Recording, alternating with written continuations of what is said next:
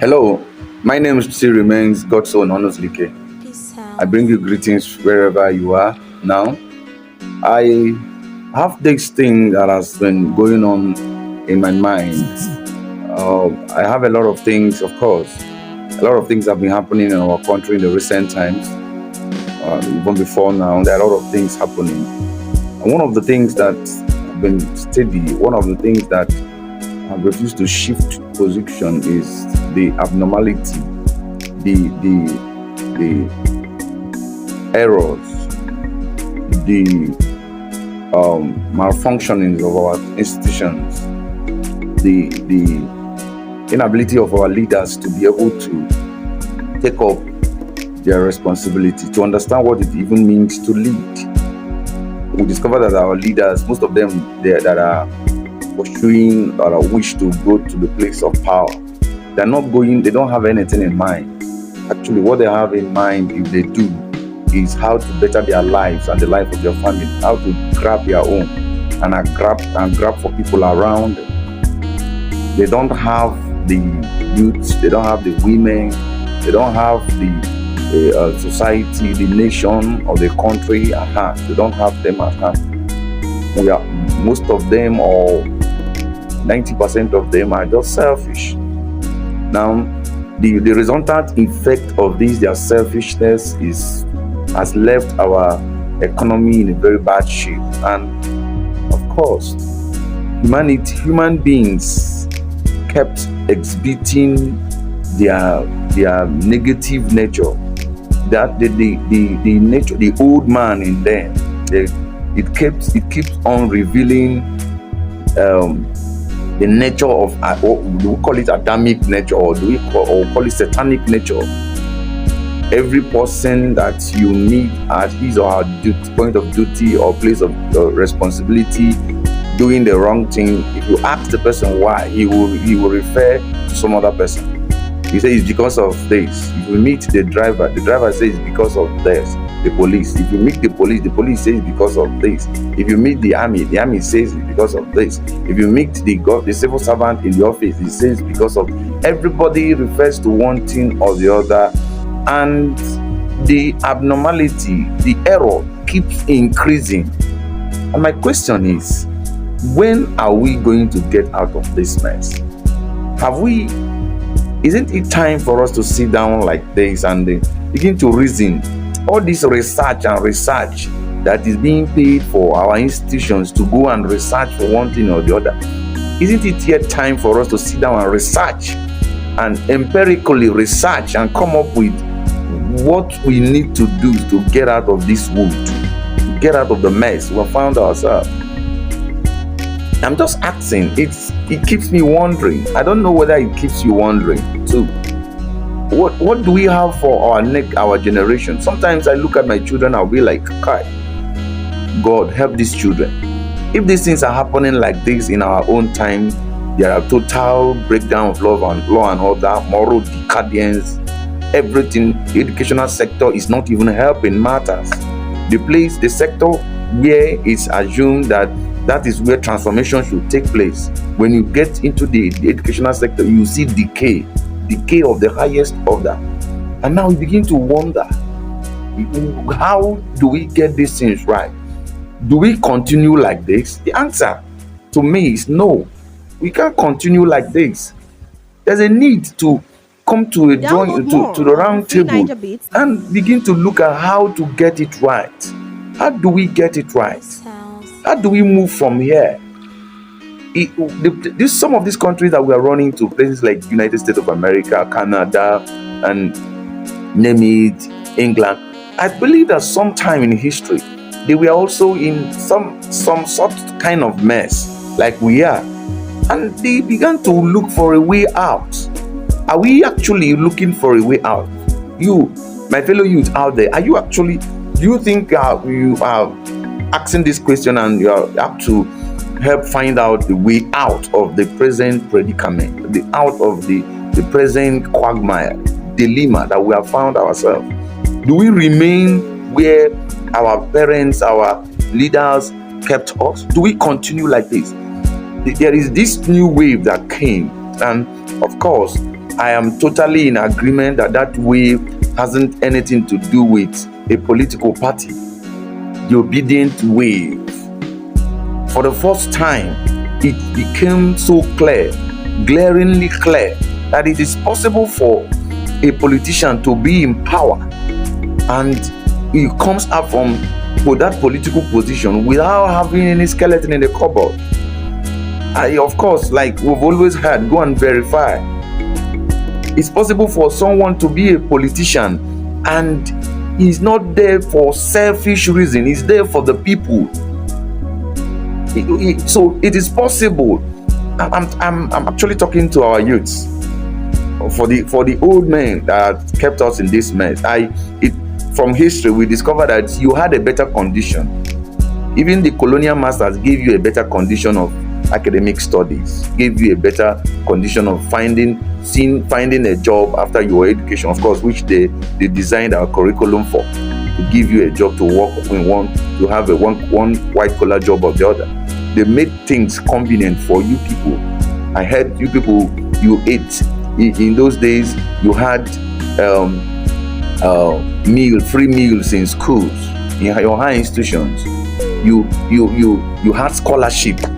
Things were made comfortable, available for you. But you that got that opportunity, now you are in power. You are not thinking in the same direction or even to make it better. You are looking at things decaying. You are looking at the whole system decaying, and you are not doing anything. When you take the position, all you think is how to make your life and your family better.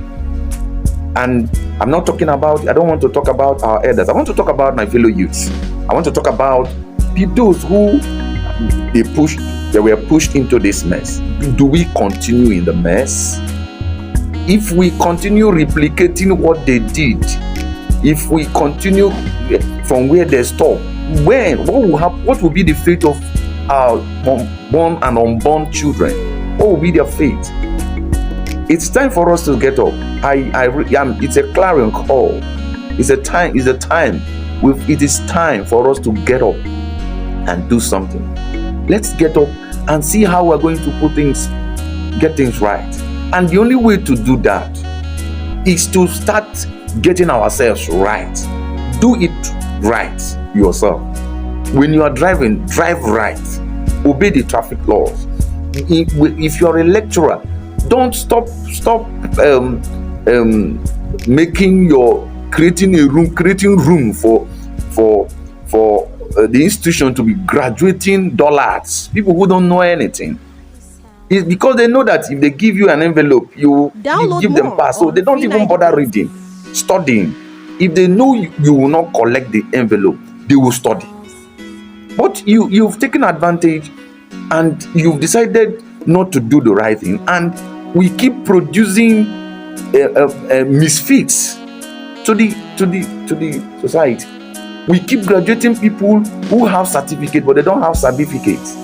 They just have paper. They don't have sabi. They don't sabi anything. They can't even manage their own company. If you peradventure give them a company by opportunity, they can't even manage it. They will run it down because they were not properly groomed. They just spend 4 years sorting. If you are a politician, when money is handed over to you for a project, carry out the project and make sure that it is standard. What is happening in the recent time about Peter Obi is a clear indication that if you do well, it will be recorded. And so many people are enjoying his goodwill. So many persons today have found their way to the places of positions, elective positions, just by using his vehicle. My advice to every one of you is to make sure you replicate what the person who gave you this privilege did. You do even better than he did. My advice to you is to make sure that this opportunity is not wasted. My advice to you is to make sure that you use public funds to solve public problems and issues. That is my advice to you. If you are in the force, a police officer, an army officer, do your work the way you're supposed to do it. Don't infringe on people's rights because you want to collect money that you may not even be alive to spend. Even if you are alive spending it, how does it please? How do you spend such money with excitement? Do you? I don't really know. So we need the work have to start now. The work has to start now. I mean now. Start doing something now. What do? Start getting it right. Anywhere you are, start doing it right. In your office, do it right. So that we will get out of this mess. Let's start correcting it. I had a challenge in another episode. I'm going to narrate that challenge in one of the countries in West Africa that gave me an inspiration, an idea. And I said, even if I can't change the whole of Nigeria, let me make effort and change my own Nigeria, my own world. If I can't, my own world, wherever I find myself, let me try to transform them. That is part of what Altogether Plus Divine Mandate that gave birth to the organization we are running, the Potter's Well Foundation, where we are training youth and women free of charge, providing skills for them. That is our own contribution to our own society. We want all our youth and women to pick up skills and begin to use it to provide for themselves, solve problems in the society, of course, number one, and then provide for themselves, give value, and get a return for the value they have given. This is what we are doing, and we are not relenting about it. We are ready to go all the miles to hinterlands, to villages, to every community. We are willing to cut across all parts of the country. We are willing to go from local government to touch all the local government, touch all the 36 states. We want our youths to have something doing, and we have decided to provide it for them free. We don't want them to pay anything, so that you don't have any reason to provide, to give. And we are giving over 70 different skills, both in production of household skills, both in production of in digital world, crafts, and so many things. Short terms, under short terms. And there are also long-term programs which we are ready to assist whoever is interested to get. Let's get doing something. And while doing it, let's not be greedy. Let's know that it is one thing at a time. It is step by step. So what are you ready to do? That is my own our own quota, our own contribution. What are you ready to do to make sure that we'll get out of this mess where we'll find ourselves? Let me end by saying this. I so much love the word of one of our patriarchs, the late Obafemi Awolowo, our great fathers, one of the great fathers of this country. He said, and I quote, that the children of the less privileged, the poor, that will refuse to take care, guide, train, they will not allow our own children that will train to have peace. See, no matter how you gather all the money into your pocket and keep, you will know peace. You won't even have the peace to enjoy it if others are not settled. If the poor man is hungry, if the foreman in his flat and his apartment is hungry, the rich man that is well fed in his room, in his flat, will not have rest. Thank you very much. Once again, my name is God's own Honors Like, and by God's grace, the president, the Potter's Well Foundation. Meet you next time.